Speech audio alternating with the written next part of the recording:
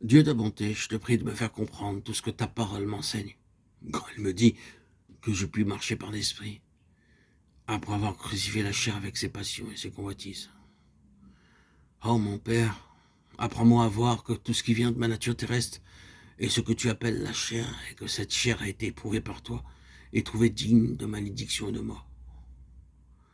Oh Dieu de bonté, Dieu de miséricorde, enseigne-moi que notre Seigneur Jésus nous a montré le chemin, qu'il a reconnu la justice de ta malédiction, afin que moi aussi je reçoive la volonté et la force de placer et de laisser ma chair sur la croix, c'est-à-dire sous la malédiction. Oh, fais-moi la grâce de craindre chaque jour que la chair n'empiète sur l'œuvre de l'esprit et ne le contriste. Enseigne-moi aussi à croire que le Saint-Esprit m'a réellement été donné pour être la vie de ma vie, pour remplir tout mon être de la force qui résulte de la mort et de la vie de mon Sauveur. Seigneur Jésus, toi qui nous as envoyé ton Saint-Esprit pour nous assurer ta présence continuelle et ta puissance de rédemption, je m'abandonne entièrement à toi, te priant de me faire vivre uniquement sous sa direction, de tout mon cœur. Je veux tenir ma chair pour crucifiée et maudite. Je consentrerai sérieusement à vivre de la vie d'un crucifié. Oh mon Sauveur, tu reçois ce que je te donne. Je me confie en toi pour me faire marcher aujourd'hui par ton esprit. C'est mon désir le plus ardent, marcher selon l'esprit et non selon la chair. Reçois ce que je te donne là, Seigneur Jésus. Tout mon être, tout mon corps. Je désire crucifier cette chair. La vie de Christ ne peut agir en moi que si je suis uni à lui, par la conformité à sa mort. Romains 6, 5. Sa mort réalisée en nous a seule raison de la chair du moi, de la nature déchue.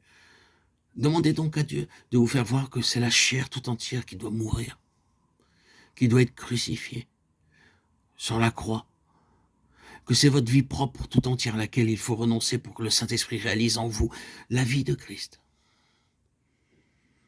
Plusieurs personnes trouveront qu'il est dur d'entendre dire de notre homme naturel, de notre chair, de notre moi qu'il est maudit. Oh, il est facile de décorer la croix de fleurs et d'en dire 1000 belles choses. Mais Dieu dit de la croix qu'elle est malédiction.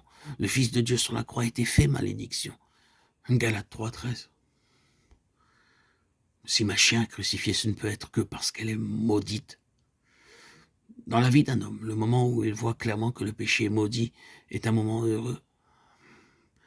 Mais il en est un plus béni encore et plus humiliant aussi, c'est celui où Dieu lui fait comprendre quelle malédiction pèse sur la chair, où il découvre combien il a aimé la chair, combien pour lui complaire il a attristé le Saint-Esprit de Dieu. La chair et l'esprit sont deux puissances. Tout acte de notre part vient de la prépondérance en nous, de l'une ou de l'autre, que chacun de nos pas soit conduit par l'esprit. Amen. La mort de Christ l'a élevé à la gloire, où il a reçu le Saint-Esprit pour nous l'envoyer. La mort de la chair réglait la vie de Christ, et par là même la puissance de l'Esprit pouvait manifester sa présence en lui. Les églises marchant dans la crainte du Seigneur se multipliaient par le secours du Saint-Esprit. Acte 9, 31. Crainte et respect en la sainte présence de l'Esprit en nous. Crainte d'écouter le moi au lieu de lui. Voilà ce qui nous fait marcher par l'Esprit.